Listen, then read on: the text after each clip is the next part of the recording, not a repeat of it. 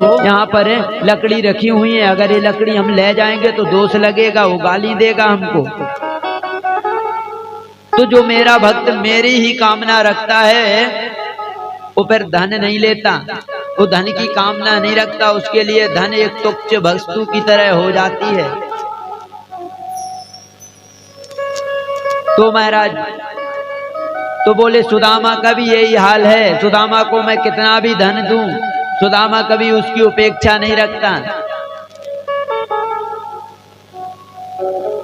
सुदामा के बारे में बताया कि सुदामा एक शांत भाव है, कोई लोभ नहीं है इसके अंदर, कोई ईर्ष्या नहीं है, लालच नहीं है, मन शांत है इसका, कोई मन में इसकी इच्छा नहीं है, और 10 इंद्रियों को पालन करने वाला ये बड़ा तेजस्वी ब्राह्मण है। एक दिन की कथा सुनो देवी। जब घर में कुछ खाने के लिए नहीं रह गया, उसी समय कहीं से भोजन प्रसाद आया। भोजन बनाने के बाद में जैसे ही भोजन पाने के लिए बैठे तो एक ब्राह्मण साधु के रूप में भगवान द्वारिकाधीश पधारे। कहा देवी कुछ भोजन मिलेगा।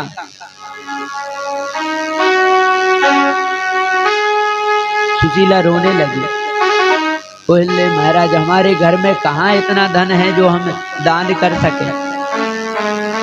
महाराज हमें जिस व्यक्ति ने खुद 3 दिन से कुछ नहीं खाया है वो दान क्या करेगा।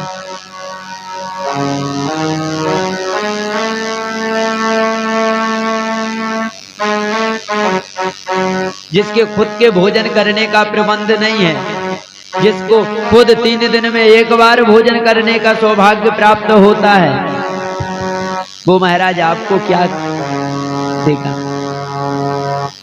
तो महात्मा संत जी बोल उठे, बोले अच्छा ये सुदामा का ही घर है। बोले हाँ महाराज बिल्कुल सत्य पहचाना आपने, ये सुदामा का ही घर है। अरे वो सुदामा जो द्वारिकाधीश का मित्र है। सुशीला ने हाथ जोड़ लिए, नहीं महाराज ये कोई द्वारिकाधीश के मित्र नहीं है, इनका कोई मित्र नहीं है द्वारिकाधीश, ये तो यहीं के पंडित जी हैं। इतने गरीब पंडित जी हैं कि महाराज 3-4 दिन में कभी कभी एक बार भोजन करने की इच्छा होती है।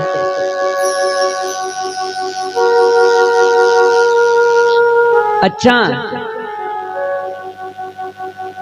सुदामा जी की पत्नी का सुशीला नाम है, क्या वही सुशीला हो आप। बोले हाँ जी है सुशीला जी तो हम वही हैं। तो बोले सुदामा जी भी वही होंगे फिर। और संत जी महाराज द्वारिकाधीश ही संत जी महाराज के भेष में आके बता गए कि अरे देवी जानती नहीं तुम, सुदामा जी हैं वो द्वारिकाधीश के निकट मित्र हैं। वो मित्र ही नहीं एक सखा के रूप में हैं। जब ये दोनों पढ़ने के लिए गए थे तो दोनों ने शिक्षा साथ में ग्रहण की थी, बड़ी मस्ती करते थे ये दोनों। सुशीला को आज पहली बार ये पता चला। मैंने कहा था कि सर्व काम को भस्म करने वाला ब्राह्मण है। ब्राह्मण को जब तक गायत्री संध्या वंदन नहीं कहे तो उस ब्राह्मण को धन लेने का दान लेने का भी अधिकार नहीं है। जो ब्राह्मण संध्या वंदन नहीं करता है, भगवान का भजन नहीं करता है, उसको धन या दान देने का कोई महत्व नहीं होता। जीवन में ब्राह्मण को अपने कर्म के अनुसार ही दक्षिणा मिलती है।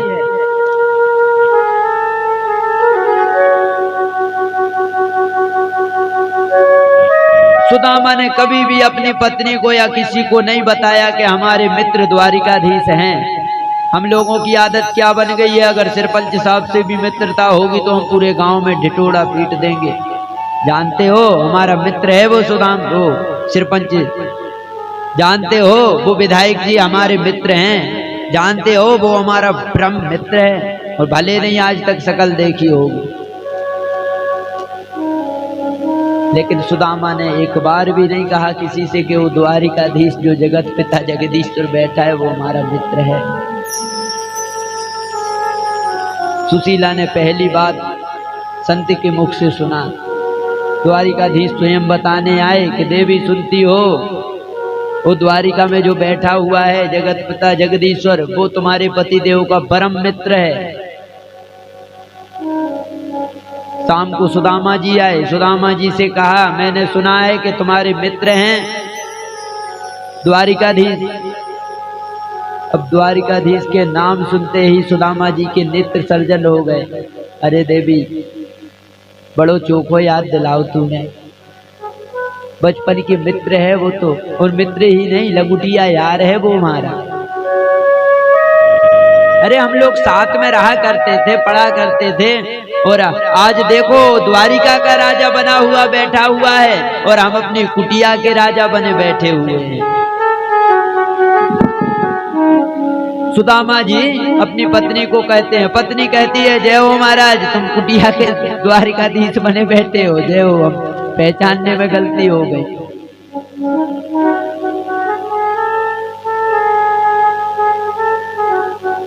लेकिन सुदामा ने कभी नहीं बताया। आज पहली बार अपनी पत्नी को बता रहे हैं। तो देखो सुशीला ने कहा स्वामी जब द्वारिकाधीश आपके मित्र हैं तो क्यों नहीं उनके पास जाते हो।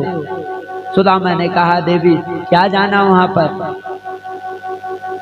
यहाँ पर भगवान का भजन हो रहा है, भगवान की कृपा बरस रही है। जिस देश में रमन राधा रमन राधा रमन कहो, जिस देश में जिस देश में परिवेश में रहो, राधा रमन राधा रमन राधा रमन कहो।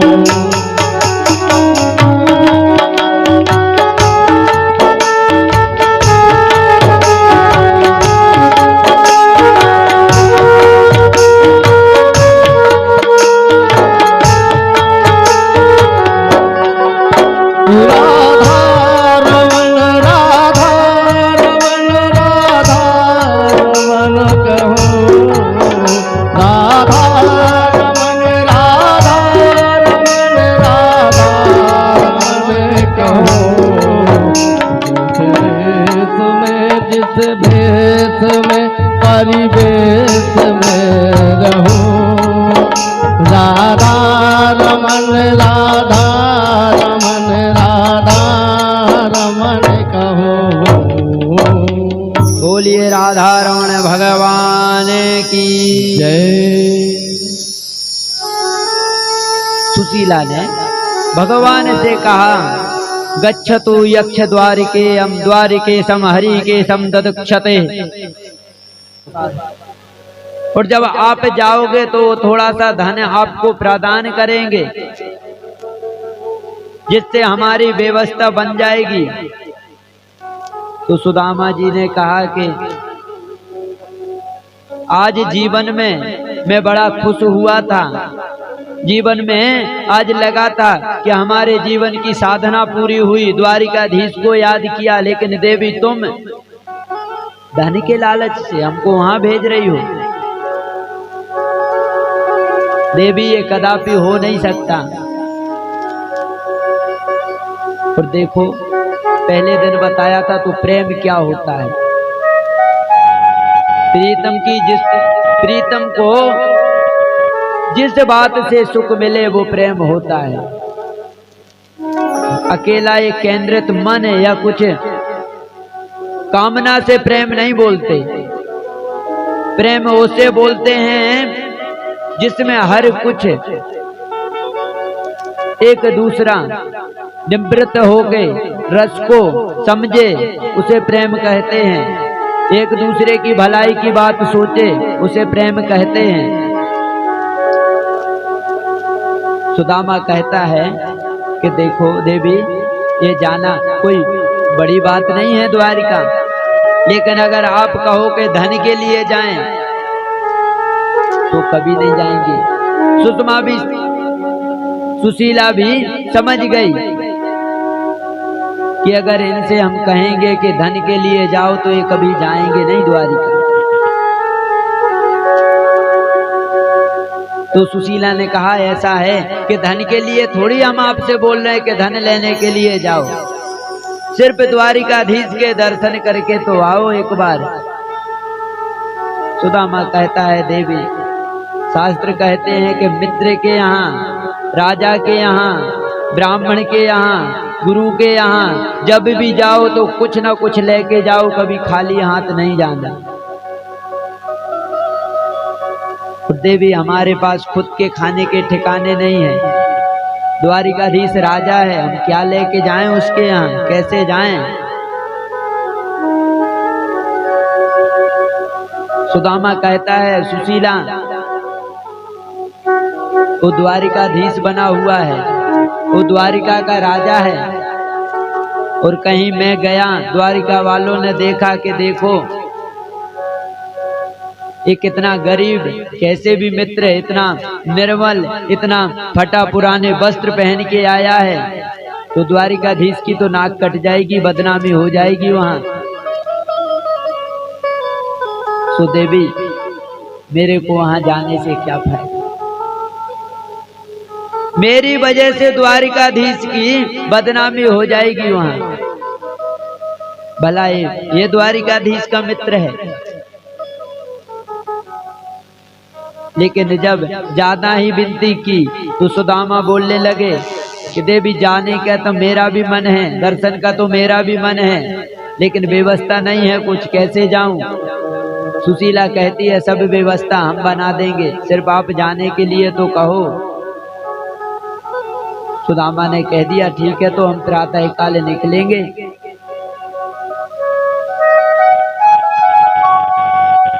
माताएं जो होती हैं बड़ी करुणा के अवतार होती हैं, जीवन में कुछ भी करेंगी लेकिन सब व्यवस्था बना के चलना पड़ता है इनके लिए। सुशीला ने कहा हम सब कर लेंगे, 4 ब्राह्मणों के यहाँ जाके आज पहली बार उधार, ये नहीं कि मांग के लाना। कहते हैं कि सुशीला 4 मुट्ठी चावल मांग के लाई, मांग के नहीं लाई, उधार लेके आई। आप 4 मुट्ठी हमारे लिए तंदुल दे दो, जब वापस होंगे हमारे स्वामी जी वापस आएंगे, हमारे पास वापस चावल आ जाएंगे तो हम आपको वापस कर देंगे। ये 4 मुट्ठी चावल के लिए 4 परिवार में से लेके आई, 4 घर से। और महाराज इसने बांधा भी तो ऐसे कपड़े में बांधा वो पोटली जो कम से कम 10 जगह से फटी हुई थी, 10 उसमें गांठ लगी हुई थी। उसमें उसने चावलों को रख दिया, सुदामा जी को प्रदान की। स्वामी जी अब द्वारिका जाने की तैयारी हो गई है। सुदामा जी घर से निकल गए द्वारिका के लिए। अब धन तो इतना है नहीं महाराज के किराए भाड़े से चले जाएं, तो पैदल ही चल रहे हैं। रास्ते में अनेक प्रकार के कांटे वगैरह इनको लग रहे हैं।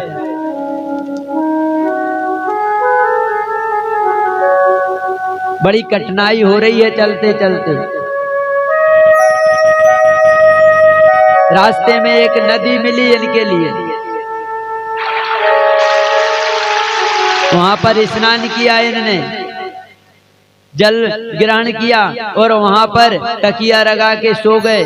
कहने लगे हे भैया द्वारिकाधीश कृष्ण, देख मैं तो चलते चलते थक गया हूं, अब आगे चलने की हिम्मत नहीं है हमारी, तो अब तेरी कुछ अटकी हो तो हमको यहाँ से बुला ले, वरना हम तो ये यहाँ पे सो रहे हैं। ब्रज के रसिकों ने कुछ बताया है सुदामा जी किस प्रकार से भगवान को निवेदित करते हैं।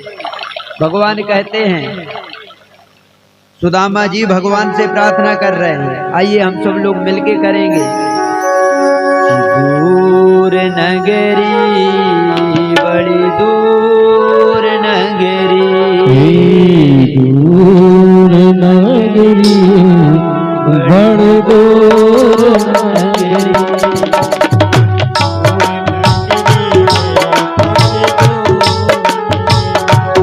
कैसे आओ रे कनाई, कैसे आओ रे कनाई, तेरी गोकुल नगरी बड़ी दूर नगरी।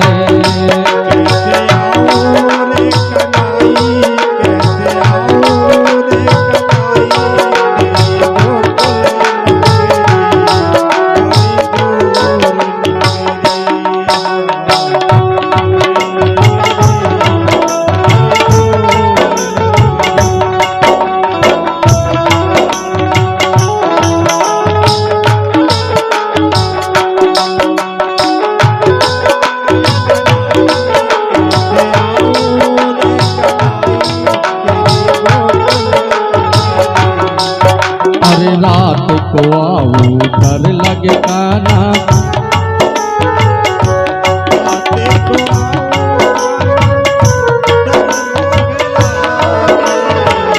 रात को आओ काना डर मोह लागे।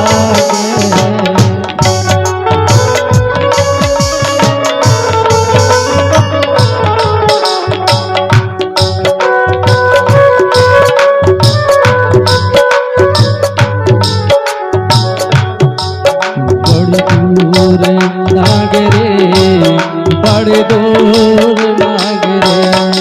कैसे आओ रे कनाई, कैसे आओ रे कनाई, तेरी गोकुल नगरी बड़ी दूर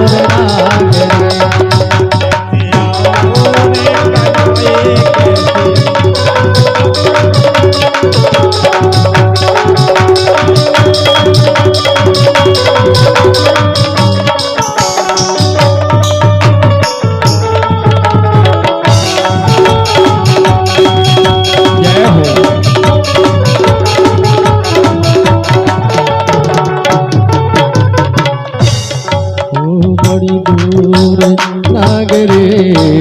बड़ी दूर नगरी।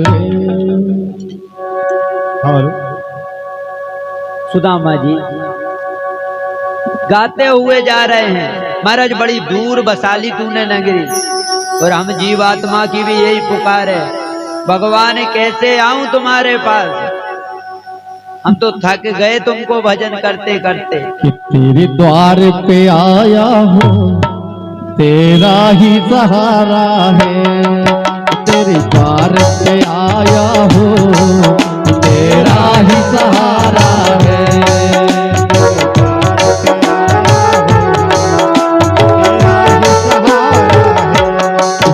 तेरे द्वार पे आया हूँ, तेरे तेरा सहारा है, तेरे द्वार पे आया हूँ, तेरा ही सहारा है। वे मझधार पड़ी नैया, तेरा ही किनारा है, मझधार पड़ी रे नैया, तेरा ही किनारा है। वे मझधार पड़ी है नैया, तेरा ही सहारा है, मझधार पड़ी नैया, तेरा ही सहारा है। द्वार पे आया हूँ, तेरा ही सहारा है, द्वार पे आया हूँ, तेरा ही सहारा है, द्वार पे आया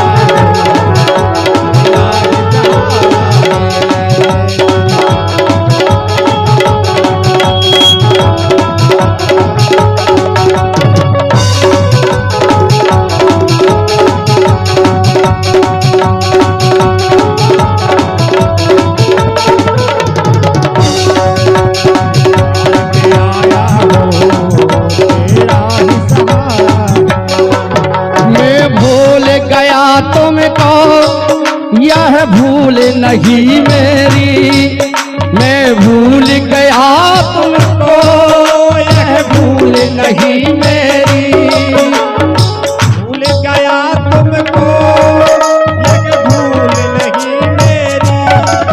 जो आज तेरा सहारा है, जो आका दुनिया में उस तेरा सहारा है। तेरे तरस की हो तेरे तरस की है, मुझे अभिलाषा तो है, बस तेरे तरस की है, एक अभिलाषा तो है। तेरे दूर से आया हो, तेरा ही सहारा है, तेरे दर पे आया हो, तेरा ही सहारा है। भगवान की एक नदी में स्नान करके वो तो भैया तकिया लगा के सो गए। बोले द्वारिकाधीश अगर तेरी अटकी हो तो हमें बुलाओ, ना तो भाई हम तो यहीं से लौट रहे हैं वापस, हमारे बस की ना है आगे आप वो भैया, हम तो थक गए। तो द्वारिकाधीश सोए थे नदी के उस पार, और जब नींद खुली तो द्वारिका के किनारे। देखो करुणा निधान की करुणा। सोए कहाँ थे? बोले नदी के उस पार। और जब नींद खुली तो योग माया को आदेश दे दिया द्वारिकाधीश ने, जाओ सुदामा जी को लेके आओ। तो भैया द्वारिका के पास नींद खुल गई। नींद खुलते ही भैया अब तो सुदामा जी चकराए, भाई हम सोए कहाँ थे और जगे कहाँ हैं। शायद उस समय रात्रि का समय था तो ध्यान नहीं दे पाया होगा, इसलिए अब दिन हुआ है तो ये हमने देख नहीं पाया होगा, कहीं और समझ बैठे। अब भैया वहां पे आए और सुदामा जी ने पूछा, भाई ये द्वारिका कहाँ है? जय श्री कृष्ण। जय श्री कृष्ण। देखो बड़े, वैसे तो अब सब शांति हैं, अब एक बार माफ कर दो, कोई दिक्कत नहीं। और आप थोड़ी सी तेज सुनानी पड़ती, थोड़ी सी आवाज। देखो सुदामा जी पूछ रहे हैं, भैया ये द्वारिका कहाँ है? द्वारिका के लोग हंस रहे हैं।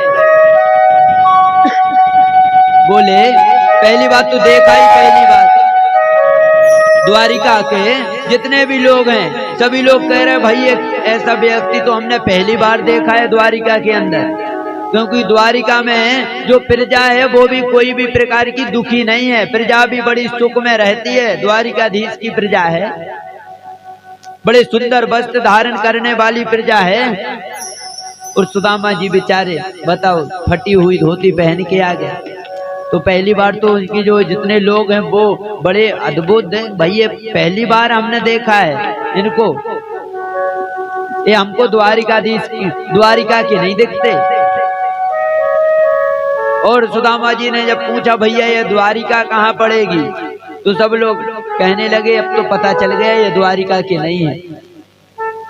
तो पूछ लिया, तब द्वारिकाधीश वालों ने बताया भैया द्वारिका तो यही है। तो अब जब कृष्ण सुदामा से मिले थे तो कृष्ण का नाम छोटा सा था, तो उस समय सुदामा जी कनुआ कह देते, बलुआ कह देते, कुछ भी कह देते, छोटे थे, बचपन का नाम था ये तो कृष्ण का। लेकिन अब जब राजा बन गए महाराज तो नाम भी बड़ा हो गया, श्री श्री 1008 श्री योगेश्वर परम तत्व कृष्ण जी महाराज द्वारिकाधीश। भैया बड़ो चौड़ो नाम है गो महाराजा को। और सुदामा जी किस प्रकार परिचय दे रहे हैं, अरे भैया हमारे कलनुआ का वो महल कहाँ है, वो कृष्ण का महल कहाँ है। अब वो समझ नहीं पाए कोई भैया ये कृष्ण कौन है। द्वारिकाधीश के लोग, द्वारिका के लोग बोले भैया या कृष्ण नाम को यहाँ पे कोई ना रे बे। अरे बोले कौन है ये कृष्ण? बोले ये तो हमने सुना है द्वारिका का राजा है इस समय। बोले ना है भैया, हमारे द्वारिकाधीश का नाम है श्री श्री 1008 श्री परम तत्व योगेश्वर श्री कृष्ण चंद्र द्वारिकाधीश नाथ जी भगवान। बड़ा लंबा चौड़ा नाम बताया। अच्छा तो महाराज मिलेंगे कहाँ, इनको महल कहाँ है? क्योंकि द्वारिका में जितने महल हैं वो कम थोड़ी हैं वहां के महल, एक से एक महल हैं भैया, द्वारिकाधीश की नगरी है वो तो। सुदामा जी से कह दिया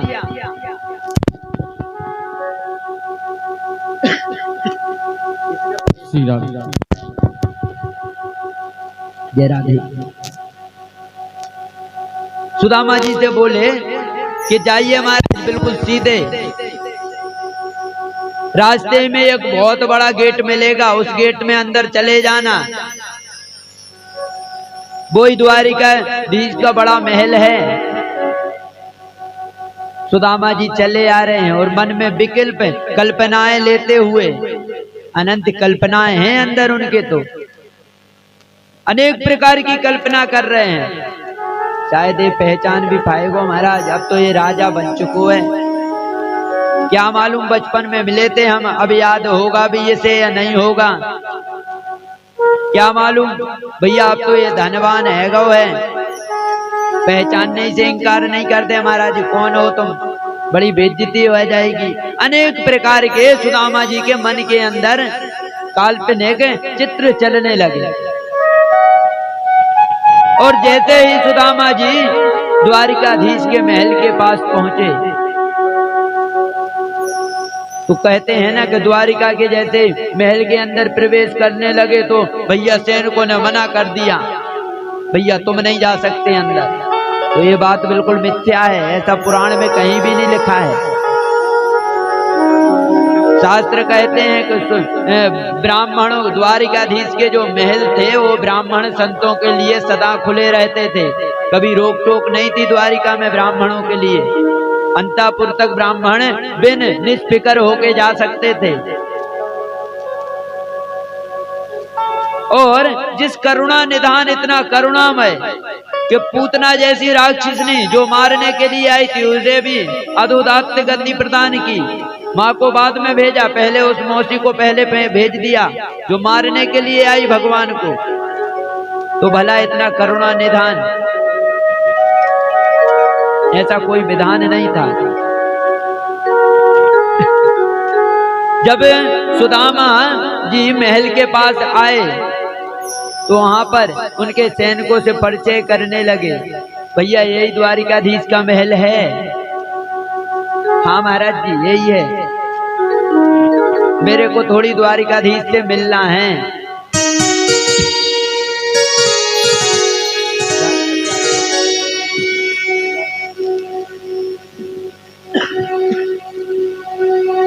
जब द्वारिकाधीश का महल यही है, जितने भी सैनिक थे सब बोले हाँ महाराज यही है ब्राह्मण देवता। जय श्री कृष्ण।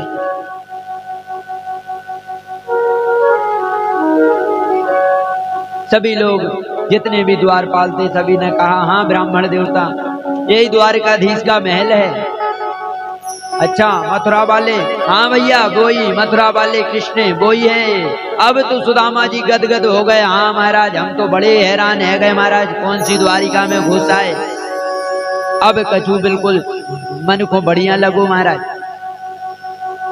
अब बढ़िया है। तो अब सुदामा जी कहते हैं कि भैया हमें आपके द्वारिकाधीश से मिलना है। तो थोड़ी अचंभित हुए जितने भी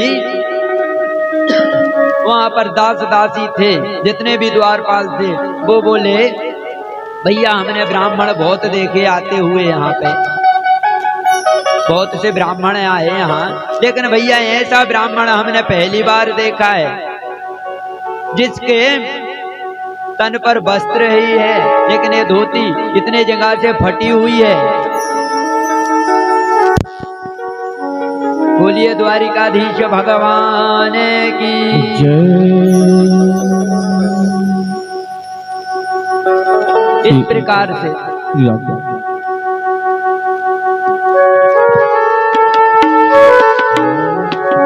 देखो देखो ये गरीबी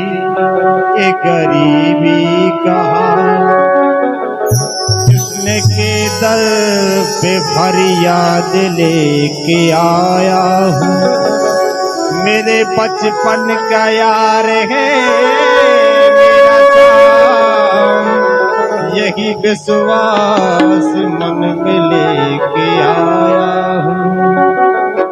अरे द्वार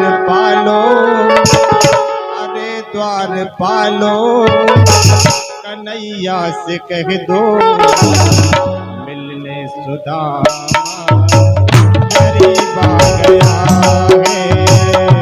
मिलने सुदामा गरीब आ गया है।